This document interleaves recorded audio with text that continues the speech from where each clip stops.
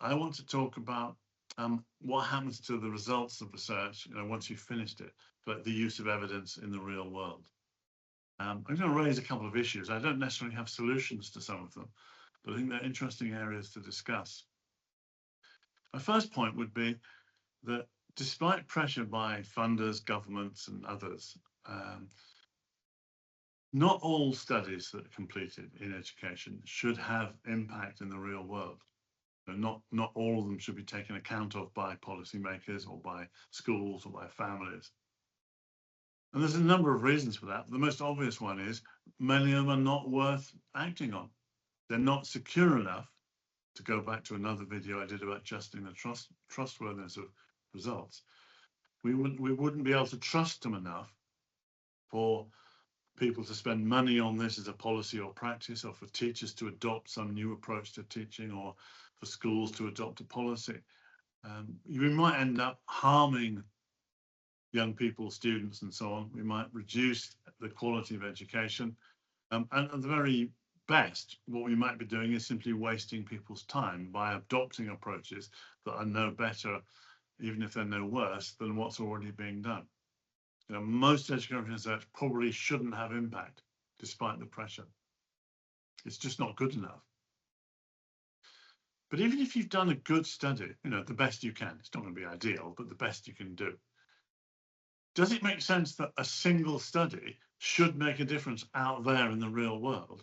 Or should we wait until we've collected a body of evidence about the topic or the research question before we're suggesting that something should happen? Again, there's this pressure from funders, but it's also from publishers and editors of journals for academics to be able to say what the implications are of their research and say, oh, yes, well, we should do this, or schools should do that, or universities should do the other. But again, does that really make sense? Even if the study was a good one, and most of them aren't, but even if it was, should that one study carry that much weight? I'm not sure that it should. So perhaps what we're really asking is that when good studies are done, and they are done, when they're done, that people concerned with whatever the topic is should be engaged with that evidence when they're making real life decisions. They're not knowingly ignoring stuff that could be relevant to what they're doing. So it's not so much as, you do a study, you find a result, and therefore something was changed immediately and billions of dollars spent on whatever the idea is. It's more that should go into the melting pot with other evidence and with people's values and their priorities and their context to help decide what to do, so that your evidence is not ignored. And that requires engagement.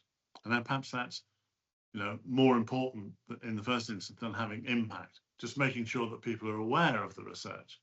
So I think researchers have a responsibility to try and set their good research findings free into the world.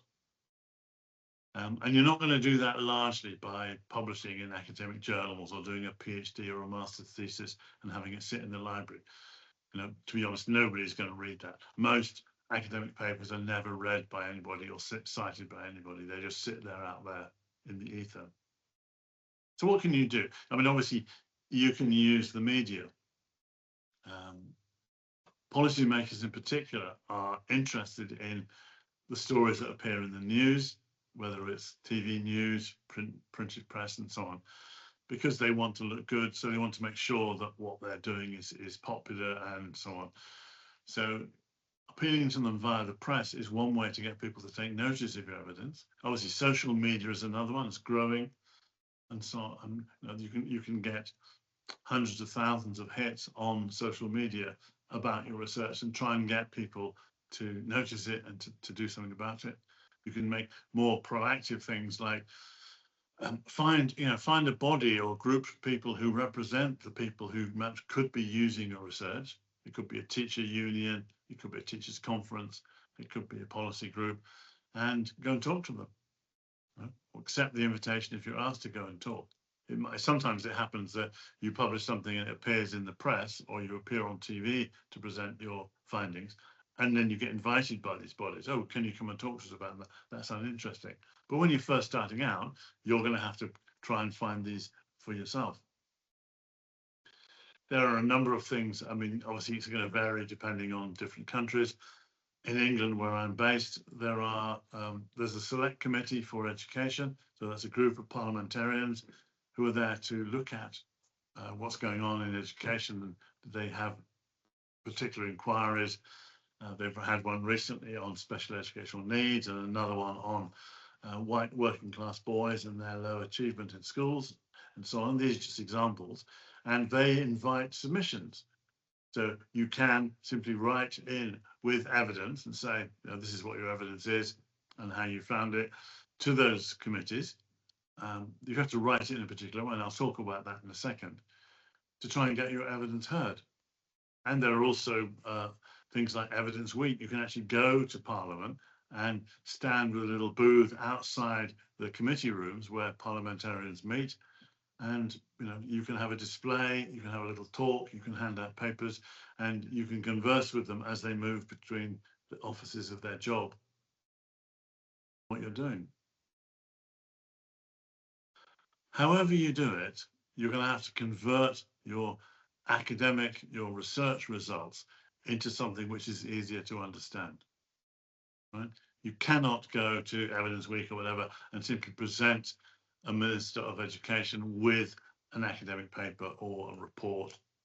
They're not going to read it. They're not going to understand it. You've got to convert it. So here's the first danger. The danger is that in converting it to something simpler, you somehow miss or misrepresent your message. So you have to be careful about that. But it is possible to pull out almost like bullet point issues of this is what this research has found. So what I would tend to do is to reverse the normal order. What you don't need a lot of preamble, you don't need a lot of background, you certainly don't need any grand theory or anything like that. No one's going to read it. Yes, you can have methods. Yes, you can have findings. But I would start any report, a bit like a press release, with the implication. So what did you find and what does it mean? That's what people want to know. And then things like the methods and the actual precise findings you can put later. But that provides a kind of audit trail that tries to demonstrate that the findings and the implications you present are accurate or valid, they're trustworthy.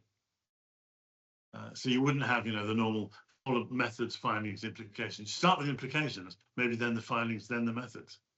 So it's kind of you've turned things completely around to normal. Even so, there is almost no evidence of evidence use in policy making and education. Yes, occasionally policymakers will refer to a particular study or not, but it's often in quite a cursory way. Most policy is done on the hoof and it's done in terms of people's good ideas. I don't know quite how we solve that issue. There is much more, at least discussion about the use of evidence in practice. And many of the same policymakers who are not actually using evidence themselves are very insistent that practitioners, teachers and so on, lecturers, should use evidence-based approaches. It's a slightly hypocritical stance. But when we look at what people are doing in practice and when they cite evidence to support the choices they've made, then we found in our own studies that they are misunderstanding the evidence. So people are saying, oh, we're using this particular program to teach literacy to disadvantaged students because, a particular approach has been shown to work. And they've cited some evidence for it. You look at the evidence and either the evidence doesn't show that, or this thing's never been tested, or the evidence is about something else. It's very hard to get practitioners to actually use good evidence and to use it properly. That's the challenge that we have, and something we've got to do to try and make it better.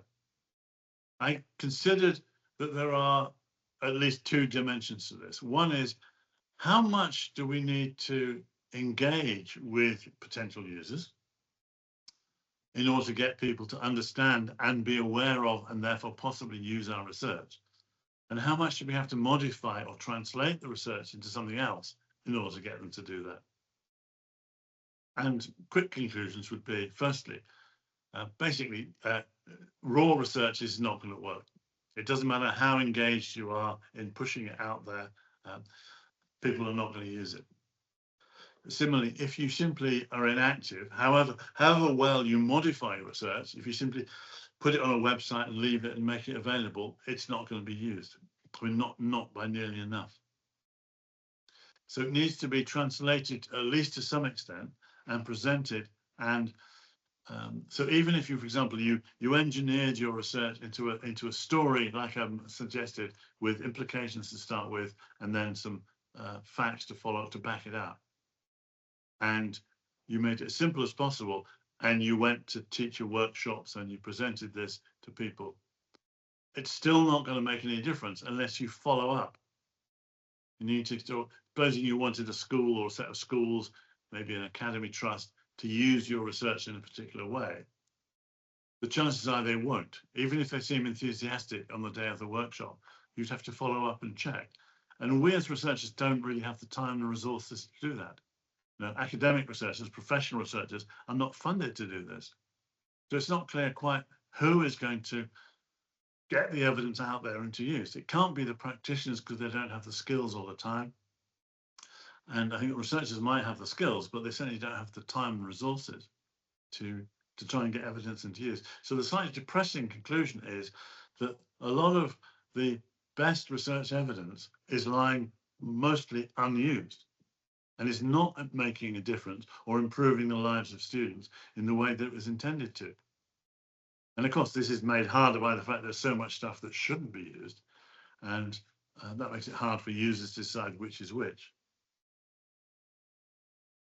You can use your evidence, or somebody could use your evidence to create an artifact, a product of some kind, in which it's not clear that the evidence has been used. What I mean by that is, for example, there could be a textbook for teaching a particular approach in schools that schools could use, but the textbook itself, although it would be based on good evidence and the approach would be proven through evidence, the textbook itself doesn't refer to the evidence. You don't always have, it can be so engineered that you've engineered out the evidence. What you've got is the product or the artifact of that. And in a more extreme case, it could just be that users, whoever they are, but primarily practitioners, could simply be forced to use an approach which is evidence-led. It's been tried in many countries. A recent example, a relatively recent example in England, was teaching phonics. A minister decided that the evidence for teaching literacy through synthetic systematic phonics was so strong that every school should do it, and they set up a phonics check so that children were tested on this phonics in order to ensure that schools did actually do what they were told. Now, I'm not arguing here whether the evidence for phonics is or is not strong enough to do that, but it's an example of what I mean by saying that if you can find an evidence-led approach, perhaps the only successful way in which you can get it used is to make people actually use it without them necessarily understanding that it is or is not evidence-led. And I find that rather distressing. I think for teachers particularly, that loss of autonomy is a real shame. So I'd rather work on, as I am, approaches where we can blend evidence with other things to offer teachers and others a set of choices which are all evidence-led. So they're going to pick something which is evidence-led, but they retain the choice. And I think that's a much better and more dignified future. But as I said, I haven't got solutions to these things. I'm just trying to point out that doing the research is one thing, but in a practical subject like education, you want those results, if they're good, to be used out there in the real world. It's not an easy task. Thank you.